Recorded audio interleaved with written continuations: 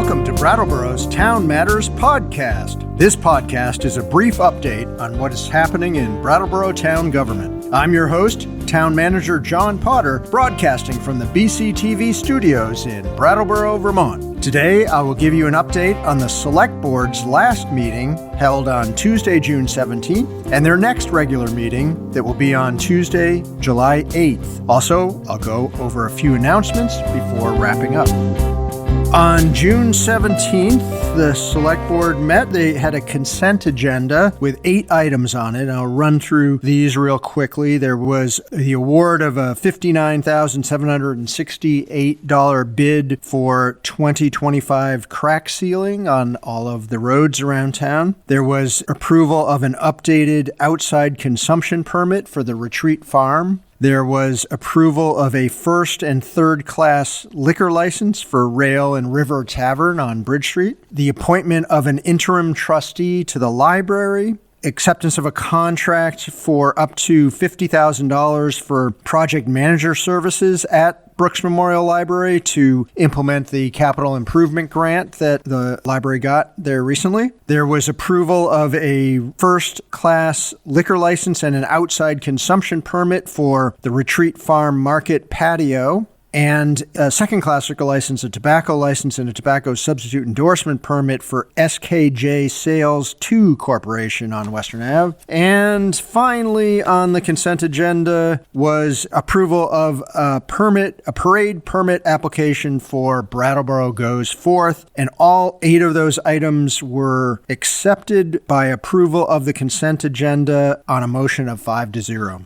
Under regular business on June 17th, the board first took up the FY26 utility budget, and Department of Public Works Director Dan Tyler and Assistant Director Pete Lynch gave a proposal for a utility budget. There was discussion about separating the water and sewer rates. There was discussion about sustainability work in the utility and several other things. And in the end, the board voted to approve a FY26 utility fund budget, which included projected revenue of $7,085,007 and projected expenses of $7,782,876, including FY26 capital expenses and depreciation is included in that expense number, and that was consistent with alternate 1, which was presented to the board, and that passed by a vote of 5-0. The next item on the board's agenda was the fiscal year 26 parking budget, and Highway Supervisor Darren Pacheco and Assistant Police Chief Jeremy Evans presented on the proposed parking budget for this next fiscal year, and the board looked through those numbers and discussed free parking quite a bit on whether they would want to have some days that were free parking. They talked about the new kiosks, and they talked about parking for people with disabilities, which anyone with a placard, of course, can park in any legal spot without cost in Brattleboro. So after all of that conversation, the board moved to approve option 4, as was presented, of the FY26 parking budget with projected revenues of $1,020,780 and projected expenses of $967,346 with 12 days of free parking. That was the assumption in that option 4 budget. And that motion passed by a vote of 4-1. The next item was a decision around fire car number 2, which is an emergency response incident command vehicle that the fire department relies on. Fire Chief Jay Simons entered the meeting, and he talked about the failure of the engine in that vehicle on a response on I-91. The board discussed the budget impacts of what to do about this situation, the trade-in value, and they also talked about the decision to replace the car versus repairing it. Chief Simons pointed out that the department is not asking for additional money, just to use the already approved capital fund to pay for it and then reimburse that next year. And in the end, the board voted to approve option 3 to replace car 2 and the associated command post radios and emergency lights for $72,793.30 by a vote of 3-2.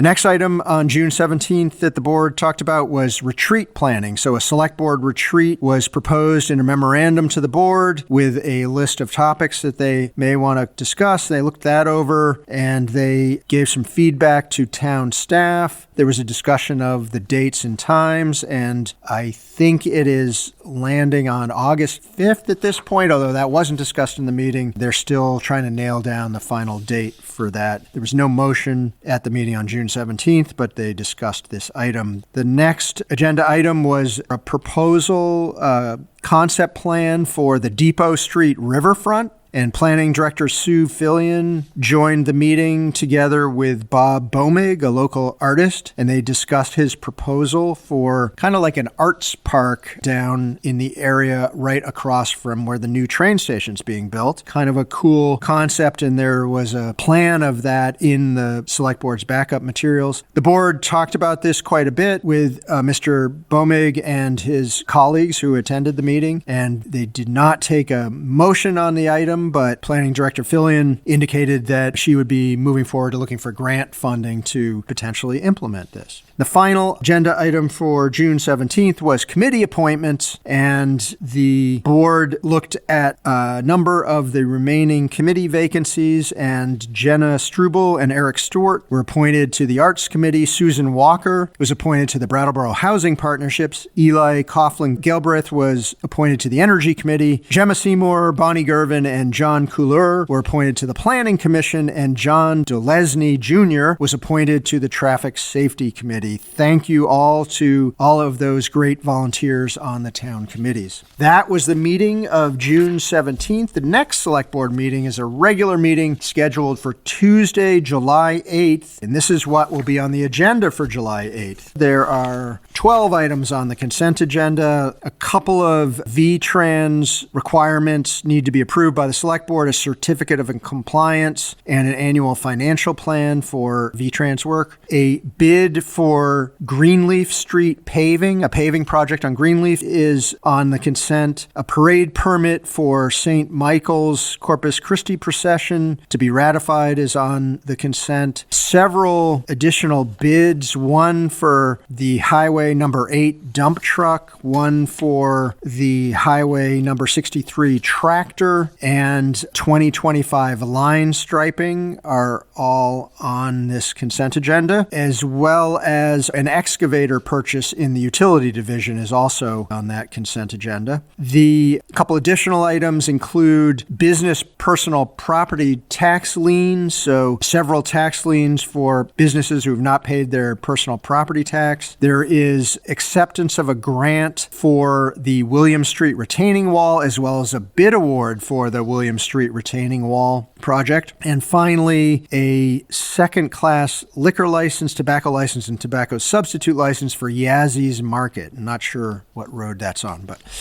those are all of the items on the consent agenda for July 8th. When the Select Board moves into regular business, they will be having the Charter Commission attend the meeting, and they're going to be talking through the charter revision process and kind of where that goes from here. So if you're interested in the work of the Charter Commission and how that overlaps with what the Select Board needs to do, that this would be a good topic for you to tune in for. Then the Select Board will be taking up the issue of the Hinsdale Bridges, the Anna Hunt Marsh and the Charles Dana bridges to the island in the Connecticut. And the board has heard back from the town of Hinsdale about their last proposal around this project, and they'll be deciding where to go to next, hopefully, for that project. Then they will be considering the FY26 property tax rate, followed by a discussion around utility rates. So a first reading of water and sewers ordinance changes in Chapter 18 of the town code. Then 3 remaining items for July 8th. First will be the downtown restroom police substation bid. So a bid has come in on work to transform the Brattleboro Transportation Center. Second, they'll be talking about the fiscal year 25 budget update for May. And thirdly, finally, for the meeting,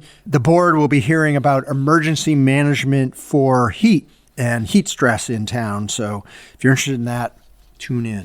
And so that's what is on the agenda for July 8th. A couple of announcements. The pool at Living Memorial Park has opened for the season, so visit brattleboro.gov/pool to see the schedule, events, and information about swim lessons. The Vermont Agency of Transportation has scheduled multiple paving projects this summer and also into 2026, and those are throughout Brattleboro on US Route 5 from Brattleboro to Putney. The majority of the work is scheduled to occur during nighttime hours, fortunately. You can sign up to receive email updates about this project by visiting brattleboro.gov/blog. And the final announcement, while you're browsing that blog, look for a post about the July 4th holiday. There's plenty to do in Brattleboro on Independence Day, including a parade through downtown in the morning and the fireworks display at Living Memorial Park in the evening. And come cheer your town manager on in the 4th of July road race. Again, visit brattleboro.gov/blog or view the show notes for all the details.